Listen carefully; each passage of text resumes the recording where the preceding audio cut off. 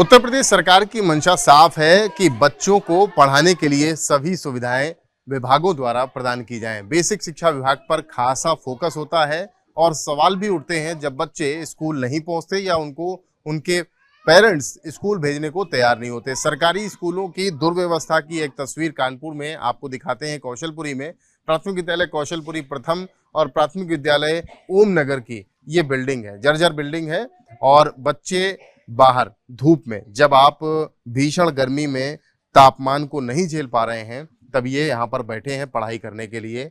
बाहर धूप में बैठे हैं, धूप के साथ साथ गर्मी भी है, पानी भी नहीं है और ये दो विद्यालयों एक साथ संचालित होते हैं। 90 के आसपास ये बच्चे हैं। मैडम बैठी हुई हैं, सबसे पहले उनसे बात करते हैं। क्या नाम है आपका मैडम?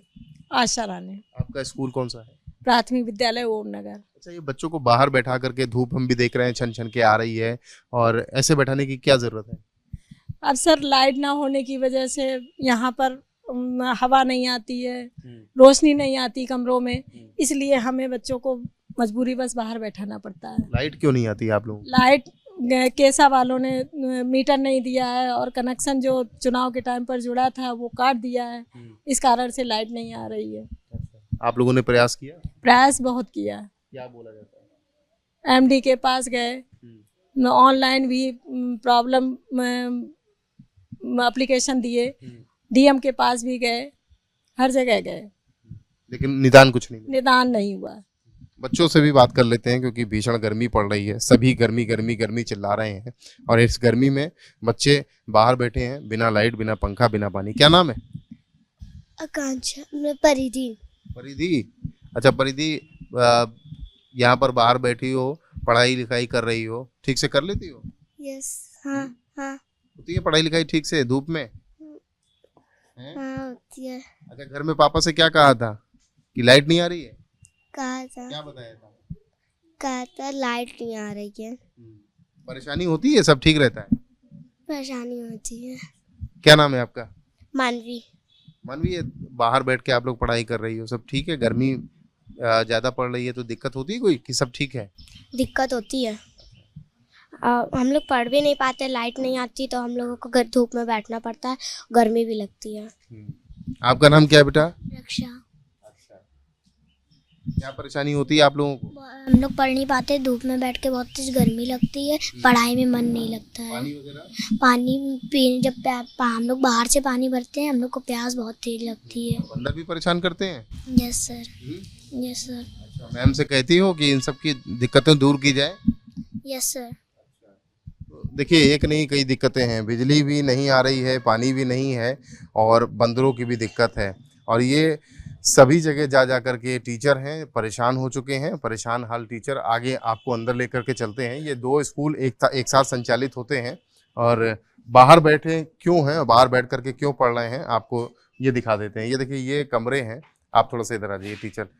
ये कमरे हैं, अंधेरा है यहाँ पर और अंधेरे में पढ़ाई नहीं हो सकती क्योंकि लाइट नहीं है। लाइट काट दी गई है, बिजली काटी गई है और कोई ऐसा अधिकारी नहीं है, चाहे वो पास के सब स्टेशन में कोई बड़ा अधिकारी बैठा हो, MD केस्को हो, जिलाधिकारी हो, मुख्यमंत्री का पोर्टल हो, सभी जगह लगभग शिकायत की गई, लेकिन ये यहाँ का अंधियारा मिट नहीं पा रहा। शिक्षा का अंधियारा सरकार मिटाने में जुटी हुई है, लेकिन शिक्षा का अंधियारा क्यों नहीं मिट पाता है? क्योंकि निरंकुशता तमाम विभागों में देखी जाती है।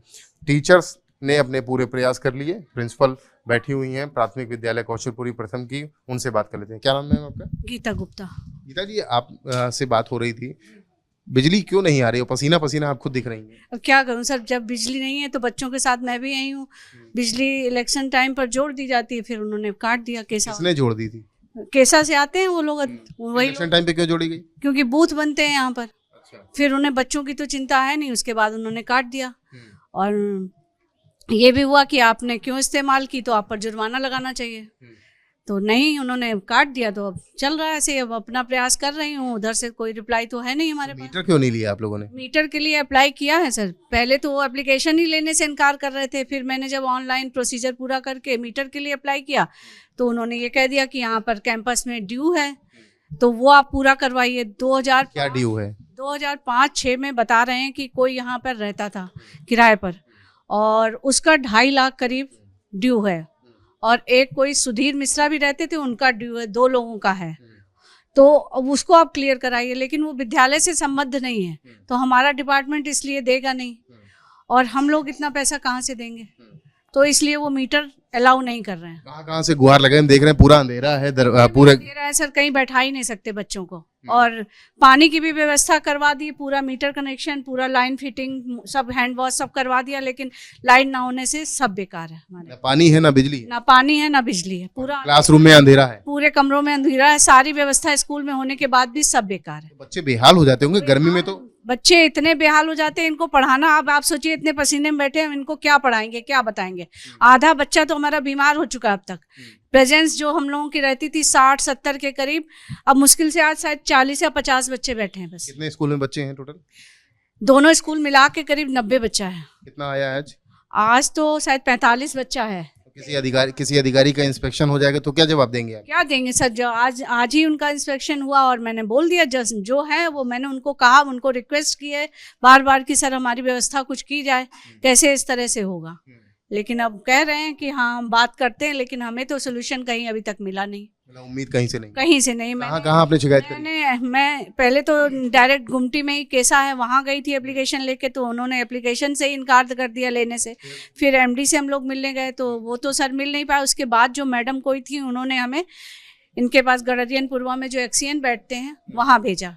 तो फिर मैं वहाँ आई तो उन्होंने कहा ठीक है आप प्रोसेस करिए मीटर के लिए, ऑनलाइन जो होती है, और उसके बाद हम देखते हैं। तो हमने सर वो भी किया, ऑनलाइन पूरा प्रोसेस किया उसका, और उसके बाद भी उन्होंने फिर रिजेक्ट कर दिया उसको, एप्लीकेशन को, कि आपको नहीं मिल सकता। तो हमने ये भी रिक्वेस्ट की सर ऐसे ही हमारे यहाँ व्यवस्था करिए, कुछ सरकारी स्कूल है जो वैसे भी मीटर लगता तो हम अपनी जेब से ही पेमेंट करते हैं। मुख्यमंत्री से भी शिकायत आपने करी? IGRS में मैंने फिर किया, जब हमारी कहीं सुनवाई नहीं हमें समझ में आई तो फिर मैंने IGRS में कंप्लेन। वहाँ भी न्याय नहीं मिला? वहाँ भी न्याय नहीं मिला, उन्होंने घुमा फिरा के वही बात फिर कह दी। क्या कहा गया IGRS में? ये कहा उन्होंने कि जो ड्यूज हैं वो क्लियर करिए, और मैंने स्कूल के नाम से मीटर के लिए अप्लाई किया, तो उन्होंने उसको पर्सनलाइज कर दिया, मतलब मेरे नाम से ही उन्होंने उसको कर दिया कि आप इसको करिए। आपको ये फाइल दिखाना चाहूँगा। ये फाइल देखिए, ये फाइल लगी हुई है। इस फाइल में ऐसा कोई दरवाज़ा नहीं जो यहाँ से खटखटाया ना गया हो। प्राथमिक विद्यालय कौशलपुरी प्रथम और प्राथमिक विद्यालय, ये देखिए, कानपुर विद्युत आपूर्ति कंपनी लिमिटेड केस्को को विद्यालय में विद्युत संयोजन निर्गत किए जाने के संबंध में मुख्य अभियंता केस्को कानपुर को लिखा गया। और ये IGRS की एक शिकायत है, जिलाधिकारी को दी गई 21/4/2022 को, नियत 28/4/2022 को मुख्य अभियंता को भेजा गया। आवश्यक कार्रवाई करने का कष्ट करें एवं आख्या प्रेषित करें। 28 अप्रैल को 15 दिन लगभग बीत चुके हैं। जन सुनवाई की गई। समन्वित शिकायत निवारण प्रणाली उत्तर प्रदेश में इस नंबर पे नंबर दिया गया, लेकिन यहाँ से भी कुछ नहीं हुआ, क्योंकि हम देख रहे हैं विद्यालय में अंधेरा पड़ा हुआ है। केस्को ऐसा कोई कंसर्न डिपार्टमेंट नहीं। जिलाधिकारी को लेटर लिखा गया विद्यालय में विद्युत कनेक्शन हेतु। जिलाधिकारी जितने दरवाजे हैं, बेसिक शिक्षा अधिकारी को लेटर लिखा गया विद्यालय में विद्युत कनेक्शन हेतु, और पूरी एक फाइल बनाई गई है। इससे पहले सबसे पहला लेटर खंड शिक्षा अधिकारी को भी लिखा गया, लेकिन सब जगह से आवश्यक कार्रवाई करने की बात कही गई। खंड शिक्षा अधिकारी का लेटर देखिए, और ये सारे लेटर हैं। प्रभारी केस्को ऑफिस गुमटी नंबर 5, मतलब लोकल जहां से शुरुआत होती है वहां से लेकर मुख्यमंत्री के दरवाजे तक शिकायतें की गई हैं, लेकिन इन दोनों स्कूलों को लाइट नहीं मिल पा रही। यानी शिक्षा का जो अंधियारा है वो कैसे मिटेगा? बड़ी बड़ी बातें करना, बड़ी बड़ी योजनाएं लागू करना, बड़े बड़े इवेंट करना, कार्यक्रम करना। गर्मी इतनी भीषण है, मैं खुद पसीना पसीना हो गया हूँ। टीचर प्रिंसिपल पसीना पसीना है, बच्चे पसीना पसीना है। ना गर्मी में लाइट मिल रही है, बिजली मिल रही है इनको, और ना ही इनको पानी मिल रहा है। तो कैसे ये पढ़ेंगे और कैसे ये बढ़ेंगे? सवाल तो ये है कि बढ़ेंगे कैसे, पढ़ेंगे कैसे? स्कूलों में 90, इन दोनों स्कूलों में मिलाकर के संख्या 90 है, आए 40 हैं। कोई अधिकारी अगर इंस्पेक्शन कर लेता है तो टीचर प्रिंसिपल इन सब पे तोहमत बढ़ी जाती है कि बच्चे ड्रॉप आउट हो रहे हैं, उनको बढ़ाया जाए। लेकिन सिस्टम की लापरवाही के चलते ये बच्चे जो अब आ रहे हैं, प्रिंसिपल और टीचर्स का ये भी कहना है कि ये भी नहीं आने को तैयार हैं। जो नए एडमिशन हुए हैं वो विद्यालयों का हाल देखकर कैसे आएंगे, कैसे पढ़ेंगे और कैसे बढ़ेंगे? कानपुर से कैमरामैन पंकज निगम के साथ रतीश त्रिवेदी, ABP गंगा।